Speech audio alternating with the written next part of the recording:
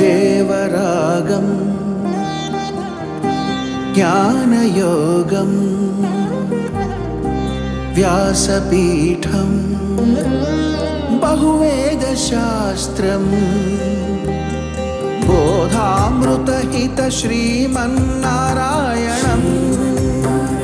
శివగౌరీ సంభాషిత సకల పురాణం అష్టాక్షరి పంచాక్షరి మంత్రావరణం అఖిల దేవతా సంస్తుతి పారాయణం జయ మంగళకరమీ ప్రవచన శ్రవణం అనుదినము శుభము సుఖము జీవన గమనం దేవరాగం జ్ఞానయోగం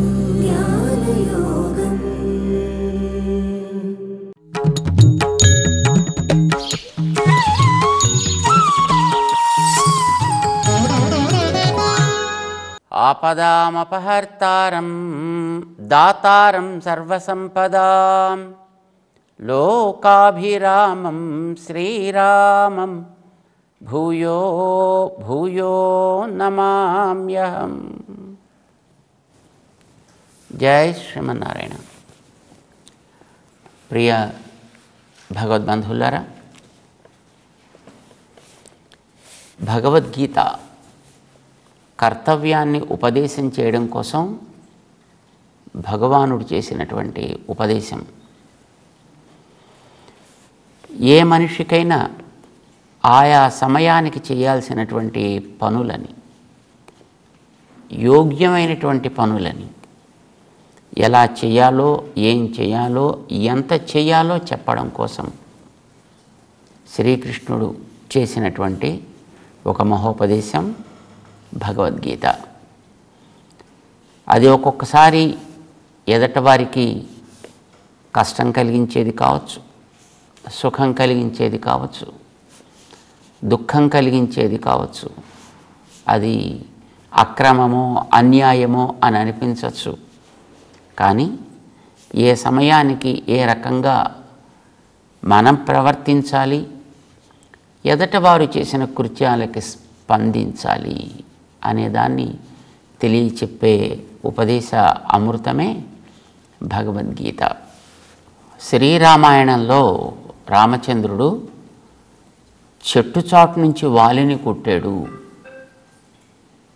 ఇది తగునా తగదా, చేయవచ్చునా చేయకూడదా, ఇది రాముడికి తెలుసును, వాల్మీకి తెలుసును, ఆలోచించే బుద్ధిమంతులకి తెలుసును. రామచంద్రుడు విభీషణుణ్ణి అంగీకరించి తన పక్షంలో చేర్చుకున్నాడు. తగునా తగదా. రామచంద్రుడు గర్భవతిగా ఉండేటటువంటి సీతమ్మని వనానికి పంపాడు. ఇది తగునా తగదా. భారత ప్రధాని దుష్కరుల మీద, ఉగ్రవాదుల మీద దాడి చేశాడు. తగునా తగదా. ఇవి రకరకాల ప్రశ్నలు వేసేవాళ్ళు ఉంటారు. కానీ ఒక వ్యక్తికి ఏది ఏ సమయానికి తగిన కర్తవ్యము అనేదాన్ని శ్రీకృష్ణుడు భగవద్గీతలో చాలా చక్కగా ఉపదేశం చేశాడు. దాని పేరు యోగము అని పెట్టాడైన 6వ అధ్యాయంలో. 3, 4, 5 అధ్యాయాల్లో కూడా దానికి యోగము అని పేరు పెట్టాడు. మనిషి చేయవలసినటువంటి కర్తవ్యానికి యోగము అని పేరు. ఆ కర్తవ్యాన్ని ఎలా ఎందుకు చేయాలో, దానికి తగినటువంటి స్వరూపం తనది ఎట్లా ఉందో తెలుసుకోవడాన్ని కూడా యోగము అని అంటారు. ఆ తర్వాత తన స్వరూపాన్ని తాను ప్రత్యక్షం చేసుకోవడానికి కూడా యోగము అనే పేరు. అంటే కర్మకి యోగం అని పేరు, ఆత్మజ్ఞానానికి యోగం అని పేరు, ఆత్మ సాక్షాత్కారానికి కూడా యోగము అని పేరు. ఆత్మసాక్షాత్కారం కలిగినటువంటి వ్యక్తి ఆత్మజ్ఞానాన్ని పొందితే అది అతనికి సిద్ధిస్తుంది. ఆత్మజ్ఞానం కలగాలి అనంటే కర్మ ఆచరణ విధానాన్ని స్పష్టంగా తెలుసుకుంటేనే అది ఏర్పడుతుంది. అది కలిగిన వ్యక్తులనే మనం యోగులు అని అంటాం. మనం అలాంటి వారు చేసినది తాత్కాలికంగా ఎదటవాడిని బాధ పెట్టడానికో మరొక దానికో చేస్తున్నట్లుగా మనకు కనిపించినా దానికి కారణాన్ని తెలిసినటువంటి వ్యక్తులు దాన్ని అంగీకరిస్తారు, ఆమోదిస్తారు. ఎందుకు ఎట్లా జరిగింది అనే దాన్ని వాళ్ళు తీర్మానిస్తారు. భగవద్గీతలో అర్జునుడికి కూడా సందేహం కలిగింది, యుద్ధం చెయ్యాలా మానాలా అని. శ్రీకృష్ణుడు అర్జునుడికి కర్తవ్యాన్ని బోధించడం భగవద్గీత. యుద్ధం చేయించాడు, యుద్ధం చేశాడు. దుష్టులైన వ్యక్తులని అణచడం అనేటటువంటిది కర్తవ్యము. అక్కర్లేని వాటికి కయ్యానికి కాలు దువ్వడం అనేది తగని పని. ఎప్పుడూ యుద్ధాన్ని కోరరు బుద్ధిమంతులు, శాంతి వాతావరణాన్నే కోరుతారు. పాండవులు కూడా 13 ఏండ్ల పాటు శాంతి వాతావరణాన్ని కోరారు. కానీ దుష్టులు కౌరవులు దాన్ని బలహీనంగా తీసుకున్నారు. బలహీనత పాండవులది అని వాళ్ళు అనుకున్నారు.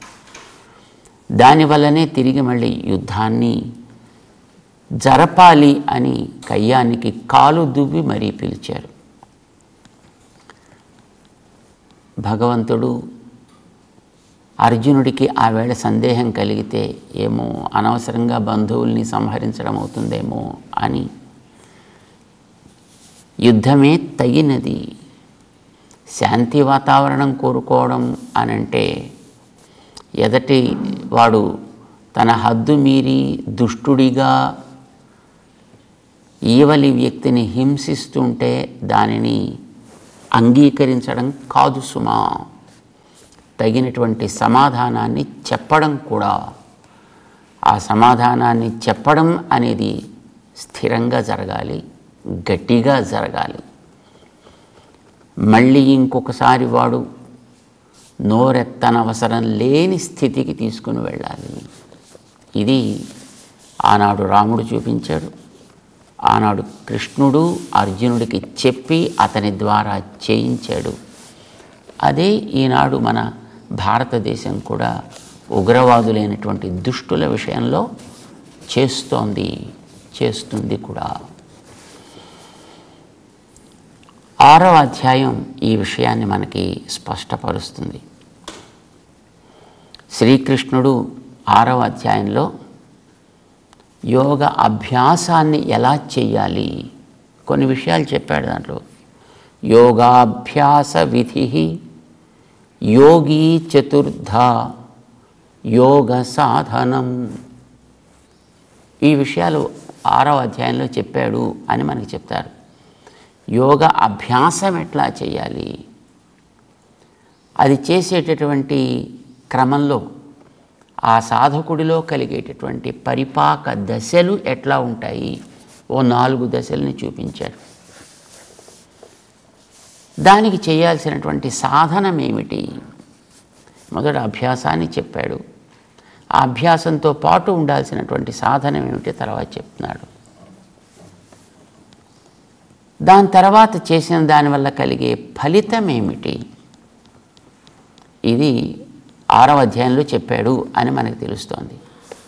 అందులో సుమారు 28వ శ్లోకం దాకా ఎలా అభ్యాసం చేసేటటువంటి విధి ఉంటుంది, ఎక్కడ కూర్చోవాలి, ఎలా కూర్చోవాలి, ఏం చెయ్యాలి, ఆహారం ఎట్లా ఉండాలి, ఇతర విషయాలు ఎట్లా ఉండాలి, వీటన్నిటిని గురించి వివరణ చేశాడు అర్జునుడికి. అలా చేసినటువంటి వ్యక్తిలో కలిగే పరిపాక దశ ఎట్లా ఉంటుంది అనేది 29, 30, 31, 32 4 శ్లోకాల్లో స్పష్టం చేశాడు. ఇది యోగం అంటే. ఎందుకంటే 6వ అధ్యాయానికి పేరు ఆత్మ సంయమ యోగో నామ షష్ఠోధ్యాయ. ఆత్మ అంటే మనస్సు, మనస్సుని సంయమము అంటే క్రమబద్ధం చేసుకొనుట అని అర్థం. ఆత్మ సంయమ యోగము అని. ఏ విధంగా మనస్సుని స్వాధీనం చేసుకోవాలి కర్మాచరణ చేసేటప్పుడు? ఏదైనా పని చేసేటప్పుడు దాంట్లో కొన్ని ఇబ్బందులు వస్తుంటాయి కదా మధ్య మధ్యలో. అప్పుడప్పుడు ఒక్కొక్కసారి అనుకూలత ఏర్పడవచ్చు, ఒక్కొక్కసారి ప్రతికూలత ఏర్పడవచ్చు, ఒక్కొక్కసారి ఏమీ ముందు దారి కనిపించకుండా పోవచ్చు. అట్లాంటి సందర్భాల్లో సమయాల్లో ఎట్లా స్పందించవలే, ఇది సాధన చేసిన వ్యక్తిలో ఏ రకంగా ఉంటుంది, ఇవన్నీ తను చెప్తున్నాడు. దాంట్లోనూ 4 రకాలుగానూ ఉపదేశం చేశాడు ఆయన. ఇది విన్నాడు అర్జునుడు. 33వ శ్లోకంలో శ్రీకృష్ణుణ్ణి ఒక 2 శ్లోకాలతోటి ప్రశ్న వేస్తున్నాడు ఆయన. అర్జున ఉవాచ యోయం యోగః త్వయా ప్రోక్తః సామ్యేన మధుసూదన ఏతస్యాహం న పశ్యామి చంచలత్వాత్ స్థితిం స్థిరాం. చంచలం హి మనః కృష్ణ ప్రమాథీ బలవత్ దృఢం తస్యాహం నిగ్రహం మన్యే వాయోరివ సుదుష్కరం. కృష్ణ, అయం యోగః యః ప్రోక్తః, నువ్వు నాకు చెప్పినటువంటి ఇంతవరకు ఉపదేశం చేసినటువంటి మనో నిగ్రహం అనేటటువంటి ఒక యోగం ఉన్నదే, వినడానికి చాలా బాగుంది, చాలా చక్కగా ఉంది. నిజంగా ఆత్మసాక్షాత్కారాన్ని కలిగించి అది కలిగినటువంటి వాడు ఏ విధంగా ప్రవర్తిస్తాడు, ఎలా ఉంటాడు, అతని మానసిక స్థితి ఏమిటి అనేది సమదృష్టి గురించి నువ్వు చెప్పావే, ఇది చేసినటువంటి వానికి ఇది కలుగుతుంది అని. సమం పశ్యతి ఆత్మౌపమ్యేన సమం పశ్యతి అని ఒక సామ్య స్థితిని వాడు లభిస్తాడు అని చెప్పావే. ఏతస్యాహం న పశ్యామి స్థిరాం స్థితిం, నువ్వు చెప్పినటువంటి ఈ సామ్య స్థితి నాలో స్థిరంగా ఉంటుంది అని అనిపించటం లేదు. ఇది చాలా కష్టం అని నాకు తెలుస్తోంది. ఎందుకని? చంచలత్వాత్, మనసు కుదురు లేనిది. పాదరసాన్ని మనం చూసుంటాం. పాదరసాన్ని మనం చేతిలో పోసుకొని దాన్ని అలా నిలబెడదామంటే ఎక్కడ ఏ కాస్త ఇటు అటు వంగినా జారిపోతూనే ఉంటుంది. అది పట్టుకోవడానికి వీలు కాకుండా ఉంటుందో ఈ మనసు అంతకంటే చంచలమయా. అంచేత దీంట్లో ఆ సామ్య స్థితిని స్థిరంగా లోపల కలిగి ఉంచుకునే శక్తి దీనికి లేదు అని నాకు అనిపిస్తోంది. చంచలం హి మనః కృష్ణ, ఈ మనస్సు అనేది ఎప్పుడూ ఒక్కచోట ఉండదు. పిచ్చుకలు చూస్తుంటాం మనం బయట, చిన్న చిన్న పిచ్చుకలు ఉంటాయి. ఎక్కడ ఒకచోట కూర్చోనే కూర్చోదు. ఇటు ఎగురుతుంది, అటు ఎగురుతుంది, పైకి ఎగురుతుంది, కిందకి ఎగురుతుంది, ఇటు అటు అటు. కొన్ని పక్షులు అయితే కదలవు, అలా ఉంటే అలాగే ఉంటాయి అంతే. ఎంతసేపు అయినా అలా చూస్తూ ఉంటాయి. కొన్ని జంతువులు కదలవు, అలానే ఉంటాయి. అప్పుడప్పుడు గోడల మీద బల్లులు, అప్పుడప్పుడు తొండలు, ఇలాంటివి చూడండి అలానే ఉంటాయి అంతే. కొండ చిలువలు కదులుతున్నట్టు కనిపించవు. కానీ కొన్ని చిన్న చిన్న పక్షులు లాంటివి అవన్నీ ఎప్పుడు నిలకడ ఉండనే ఉండదు. ఈ మనస్సు అన్నిటికంటే చంచలము. అది పోనీ చంచలం అని ఊరుకోవడానికి వీలేదు. ప్రమాధి, ఇది ప్రమాధి, మధిస్తూ ఉంటుంది ఎప్పుడు కూడాను, చితుక కొడుతూ ఉంటుంది. మనని ఏదైనా తనకి ఒక వస్తువు నచ్చింది అని అనుకోండి, ఒక వస్తువు అనేది ఇష్టపడింది అని అనుకోండి. చిన్నపిల్లల్ని మనం చూస్తుంటాం బజార్లో తల్లి తండ్రి తీసుకొని వెళ్ళేటప్పుడు ఇటు అటు ఎక్కడైనా మనకి దుకాణాల్లో వాళ్ళకి నచ్చింది ఏదైనా ఒకటి కనిపించింది అని అంటే ఇంకా అక్కడి నుంచి తల్లిని పట్టుకొని తండ్రిని పట్టుకొని అమ్మ నాకు అది కావాలి కావాలి కావాలి, ఇంకా అరుపు ఏడ్చి పెడబొబ్బలు పెట్టి ఇటు అటు కొట్టుకుని ఎంత హడావిడి చేస్తుంటారో పిల్లలు మనం చూస్తుంటాం. నచ్చిన దానిని లభించేటంత వరకు నానా రకాల ఇబ్బంది పెడుతుందో ఆ చిన్న చిన్న పిల్ల, అట్లాగే ఈ మనస్సు అనేది దేని ఎందైనా ఇది తగులుకుంది అనంటే, ఒకటి దానికి నచ్చింది అని అనుకున్నది అనంటే ఇంకా దానిని పొందేటంత వరకు అది కొడుతూనే ఉంటుంది. ఒక సుత్తితోటి కొడుతున్నట్టుగా మనస్సు మనని చితక్కొడుతూనే ఉంటుంది. ప్రమాధి ప్రకర్షేణ, బాగా మాథి మధించేది అంటే బాగా కొడుతూ ఉంటుంది. పోనీ తట్టుకుందాం కాసేపు అంటే అమ్మో అది బలవత్, దానికి ఉండేటువంటి బలం ఇతరమైనటువంటి ఇంకా దేనికి లేదు. పోనీ సరే దానికి చేతుల్లో పెట్టేంతవరకు అది కొట్టుకొని తర్వాత చూద్దాం అంటే అది దృఢం, అది ఆగేది అంతకంటే కాదు, అది అలా కొనసాగుతూనే ఉంటుంది. ఏతస్యాహం న పశ్యామి, ఇది స్వాధీనం అవుతుంది అని నాకు అనిపించట్లేదయా. తస్యాహం నిగ్రహం మన్యే, దానిని అరికట్టడం అనేటటువంటిది వాయోరివ సుదుష్కరం, గాలినైనా ఆపే ప్రయత్నం చేయొచ్చేమో కానీ ఈ మనస్సుని ఆపడానికి చేత కాదు.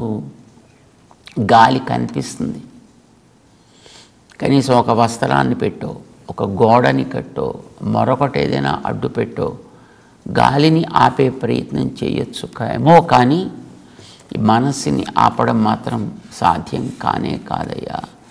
భయంకరంగా వీచేటటువంటి సుడిగాలిని దాన్ని ఆపుదామని వచ్చిన విసనకర్ర తీసుకుని దాన్ని విసరడం ప్రారంభించామనుకోండి, ఆ విసనకర్ర ఎగిరిపోతుంది, పట్టుకున్నవాడు ఎలా ఎగిరిపోతాడు.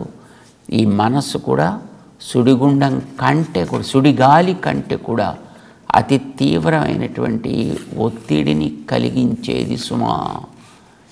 అందుచేత దీని నిగ్రహం అహం దుష్కరం మన్యే, ఇది చాలా కష్టమని నాకు అనిపిస్తోంది కృష్ణ, ఏం చెయ్యాలో నాకు చెప్పవలసింది అని అడుగుతున్నాడు అర్జునుడు 33, 34 శ్లోకాల్లో.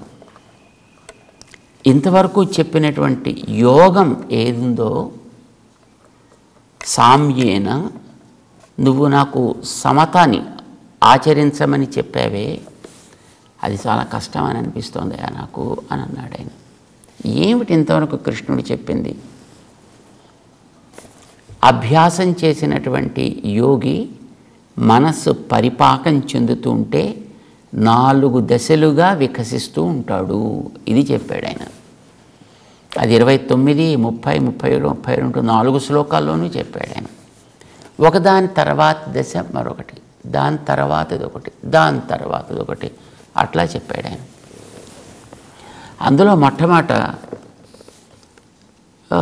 జీవుల గురించి చెప్తున్నాడు ఆయన. అంటే సాధన చేసేది మనమే కదా, మనకి ఎట్లాంటి జ్ఞానం కలగాలి, మన జ్ఞానం ఏ విధంగా స్థిరంగా నిలకడగా ఉండాలి. ఎప్పుడు 2 దశలు కదా, ఒకటి సాధన కోసం కూర్చున్నటువంటి దశ, 2 ఇతర కార్యక్రమాల కోసం మనం ప్రపంచంలో తిరిగే దశ. సాధన కోసం కూర్చున్న దశలో కావచ్చు, బయట ఉన్న తర్వాత దాంట్లో తిరిగే దశలో కావచ్చు. నీకు తెలియాల్సిన అంశాలు ఏమిటి? ఇప్పుడు ఒక ఉద్యోగం చేసేటువంటి వ్యక్తి ఏదో ఒక బ్యాంకులో పనిచేస్తున్నాడు అని అనుకుందాం. ఆ వ్యక్తి బ్యాంకులో తన కౌంటర్లో తను కూర్చుని పనిచేసుకుంటున్నా, లేదు తను ఇతరత్ర మిగతా వాళ్ళతోటి వ్యవహారం చేస్తున్నా తానెవడు అనే విషయం అయితే వాడికి స్పష్టంగా ఉంటుంది కదా. తన పేరు, తన ఊరు, తన ఇల్లు, తన బంధువులు, తన యొక్క ఆస్తులు, పాస్తులు, వ్యవహారాలు ఇవన్నీ వాడికి జ్ఞాపకం ఉంటాయి కదా. వీటిని జ్ఞాపకం పెట్టుకుని వాడు పనిచేస్తాడు. పని చేసేటప్పుడు పనికి తగ్గ కార్యాలేవో వాటిని చేస్తుంటాడు. ఇవి చేస్తున్నంత మాత్రం చేత తను మర్చిపోకూడదు కదా. అది స్వరూప జ్ఞానం అంటాను దాన్ని. ఈ స్వరూప జ్ఞానం అనేది తప్పనిసరిగా ప్రతివాడికి ఉండి తీరాలి.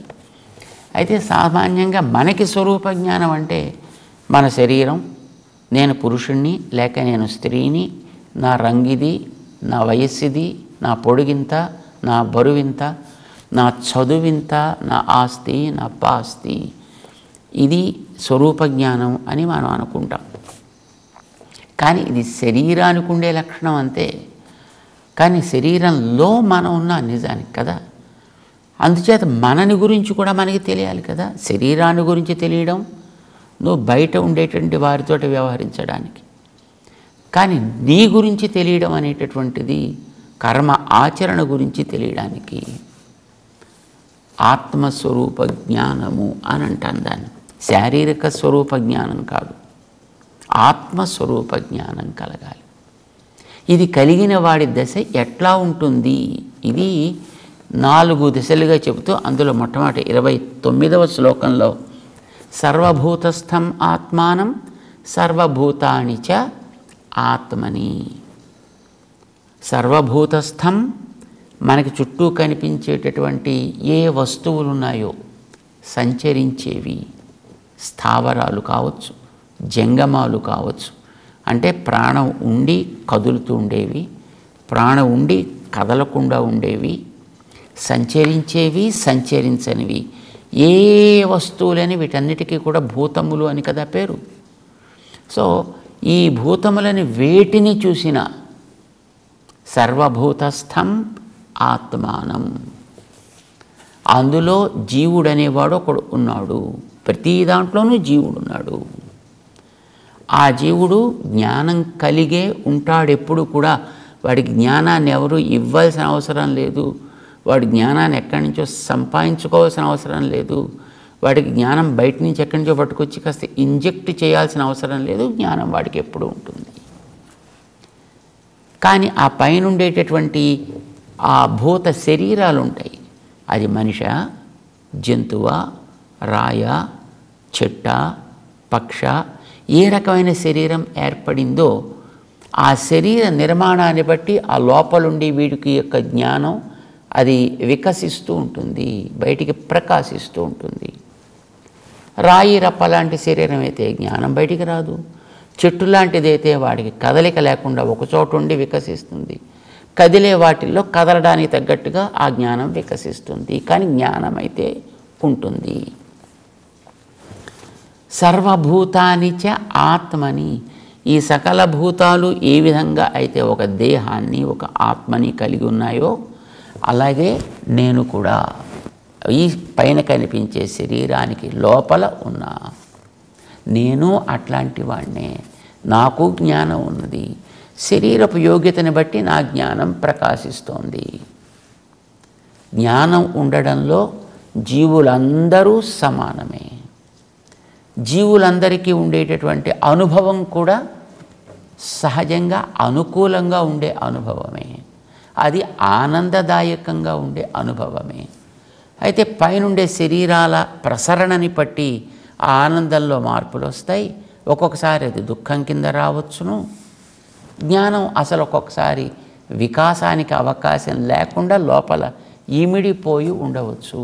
వెలిగే దీపానికి పైన పెట్టినటువంటి ఒక ఆచ్ఛాదనాన్ని బట్టి ఆ లోపలుండే కాంతి యొక్క ప్రసరణలు ప్రసరించకపోవడం లాంటివి ఎలా ఉంటాయో ఈ శరీరాల్లో ఉండే జీవులకి అంతే. కానీ అది చుట్టూ ఉండే ఏ వస్తువులో ఉండే జీవుడైనా ఈ శరీరంలో ఉండే జీవుడైనా జ్ఞానమనే ఆకారమే కలిగినవాడు. జ్ఞానైక ఆకారము అని అంటారు దాన్ని. అది ఎప్పుడు అనుకూలము ఆనందము కలిగి ఉంటుంది. ఇది మొట్టమొదట మెట్లో తెలియాల్సినటువంటిది. ఇది 29వ శ్లోకంలో చెప్పాడు. ఏమని? జ్ఞానైకాకారత్వం. ఇది మొదట. రెండవది, ఈ జీవులందరూ దేనిని అంటించుకోకుండానే ఉంటారు పాదరసంలాగా. పాదరసాన్ని మనం చూస్తాం కదా, మట్టిలో వేసినా మట్టి అంటుకోరు, నీళ్ళల్లో వేసినా నీటిని అంటించుకోదు. తానెప్పుడు దేనికి కూడా అంటకుండానే ఉంటుంది. జీవుడు అట్లానే ఉంటాడు అని 30వ శ్లోకంలో చెప్తాడు. ఒకసారి వాటిని మనం జ్ఞాపకం చేసుకోవాలి. ఈ 4 దశలు జ్ఞాపకం చేసుకుంటూ కృష్ణుడు అర్జునుడు వెలిపుచ్చినటువంటి సంశయం ఉందే, అమ్మో ఈ మనస్సుని నిగ్రహించడం అనేది చాలా కష్టమని, దానికి ఏమిటి సమాధానం చెప్పాడో మనం తెలుసుకుందాం, ముందుకి సాగుదాం. జై శ్రీమన్నారాయణ.